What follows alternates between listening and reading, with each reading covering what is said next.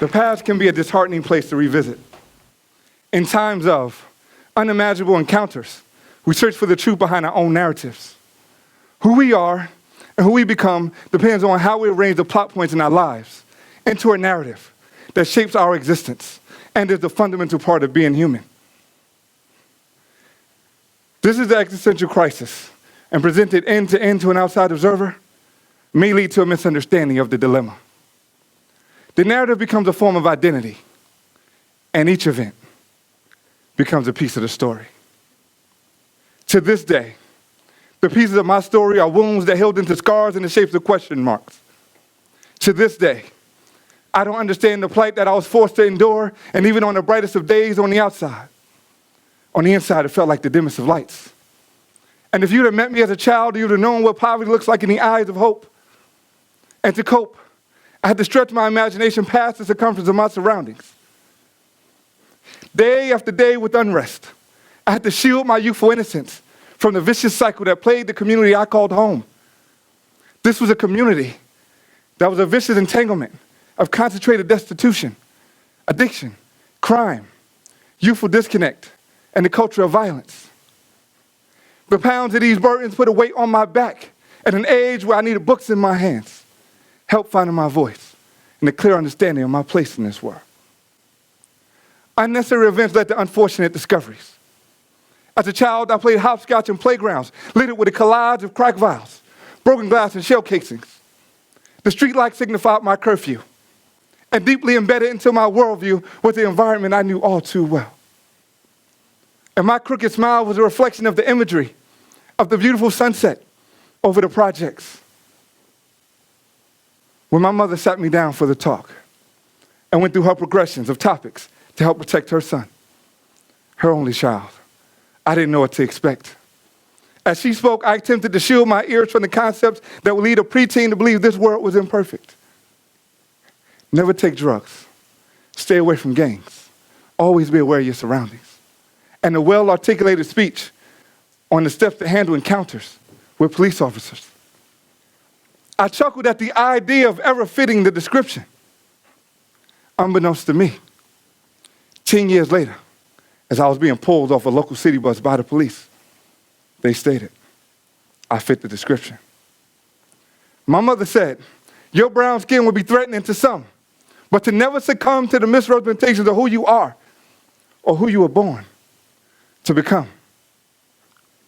In retrospect, the conversations with my mother about the dangers of our environment didn't fall on deaf ears.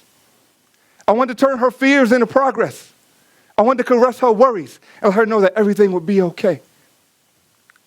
But how does an African-American teenager quiet his mother's fears when she grew up in the 1960s and knew what it was like to be oppressed? When I dissect my past and identify the lessons learned and the insights gained from those life experiences, I understand the importance of embracing my culture and uplifting others. And if you were to ask me what it was like to be an African-American male in present day, I would allow my voice to go silent while the voices of others rises high. Listen to the history of James Baldwin. Listen to the truth of Malcolm X. Listen to the courage of Dr. Martin Luther King Jr. and hear the words of a culture preaching the need for a change.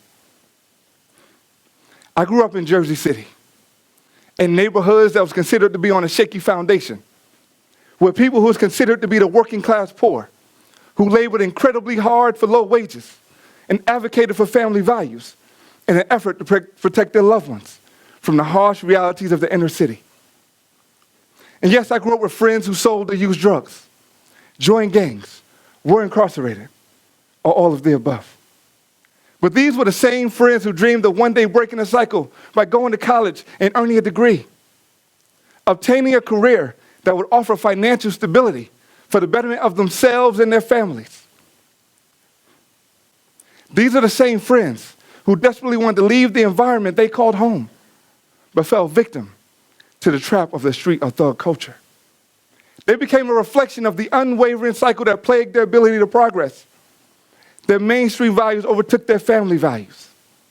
Their values became predicated on individualism, materialism, and hypermasculinity. Unfortunately, My story to overcoming the struggle isn't one that is isolated, uncommon, or unusual for a young African-American male growing up in the inner city.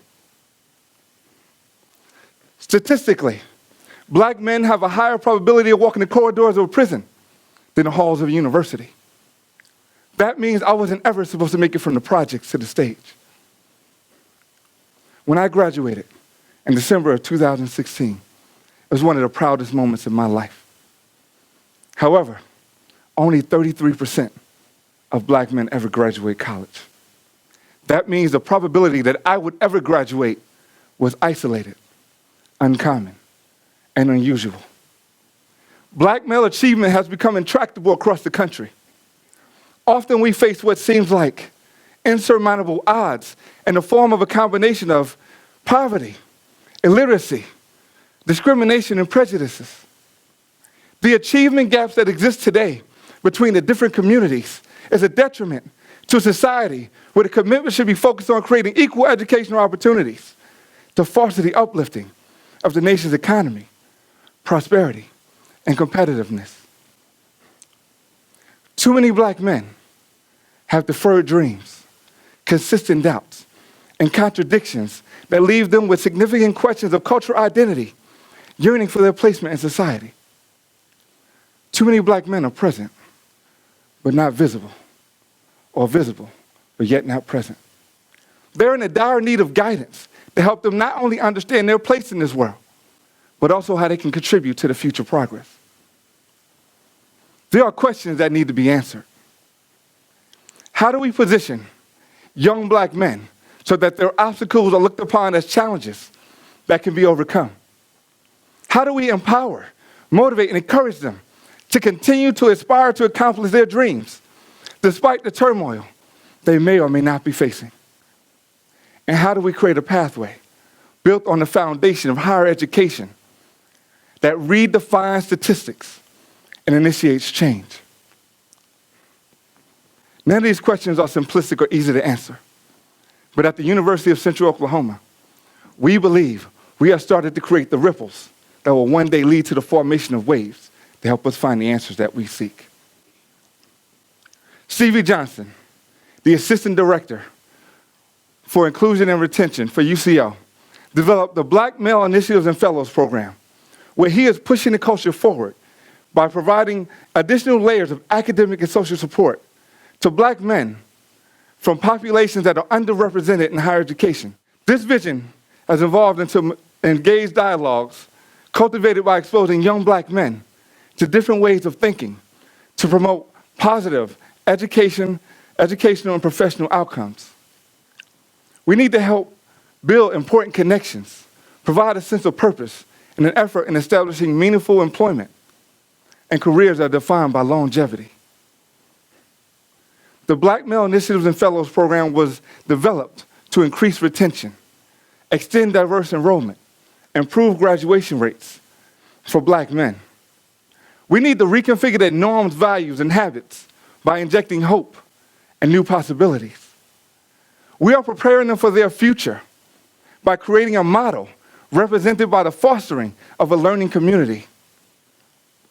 This is a community that is committed to education and assisting with changing perceptions through academic enhancement and by the facilitation of developmental mentoring. BMI is built on the foundation of peer-to-peer mentorship. The initiatives represent the mentees who are first-year, full-time black male students, and their mentors are the fellows who are upperclassmen. In the birthday of this program, in 2014, we welcomed 20 initiatives and 5 fellows. In 2016, we more than tripled in size, welcoming 60 initiatives and 20 fellows. Statistically, black men, first-year full-time students, have a retention rate of 48% with a GPA of 1.7, compared to BMI, which has a retention rate of 68% with a GPA of 2.4. Our success has a lot to do with the commitment from everyone that is involved through the development of our messaging, ministering, and monitoring. We are creating a learning environment that has formulated into a brotherhood that offers many benefits. We offer cohort classes to the freshman students where they can take several courses together during their first semester, which we hope will create a bond and make their transition into the collegiate lifestyle that much easier.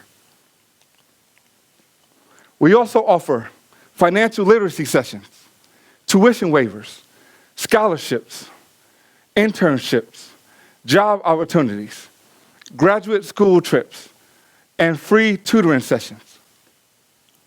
Both the initiatives and the fellows are required to dress in business casual attire on one specific day a week throughout the school year.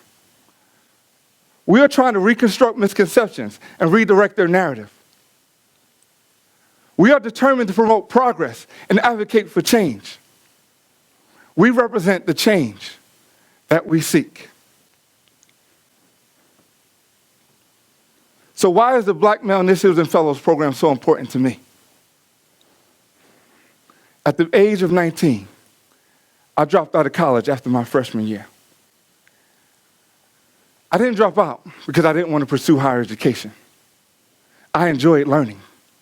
I wanted an education. I didn't drop out because I sold or used drugs, joined the gang, and I was never incarcerated. Thanks to my mother, I avoided the pitfalls of my environment. I dropped out because I was lost, I was confused, and I didn't feel like I belonged there.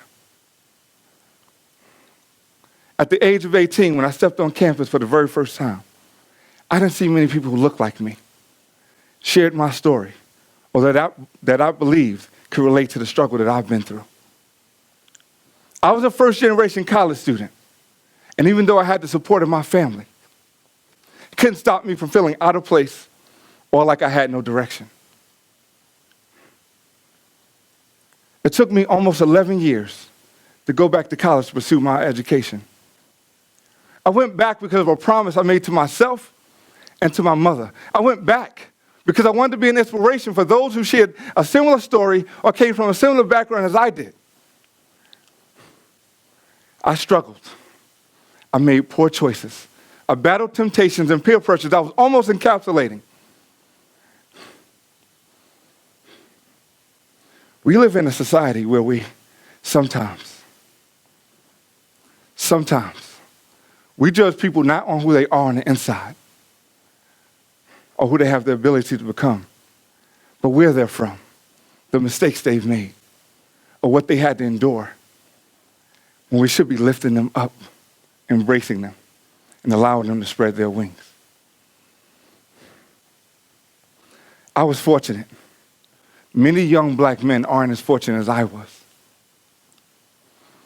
Many young black men are enrolling into universities to escape the oceans of their dilemmas, but most of them are leaving, never learning how to swim. When I first heard about the BMI program, I immediately thought back to the 19-year-old version of myself. And I know if this program was around during that time in my life, I would have never dropped out of college when I was in a desperate need of an education in order to deal with my entry into the real world. BMI is the program I needed 16 years ago that these young black men have today. When I look into the eyes of the initiatives and the fellows, I see my narrative. I see my plight. I see my hope. I see my dreams. I see each of these young men trying to overcome the same pitfalls that I faced. I see a reflection of myself, and I don't want them to have to struggle for as much or for as long as I did. The BMI program is special, and it's changing the lives of many young black men. And I'm thankful, very thankful, that Stevie Johnson gave me the opportunity to be a part of it.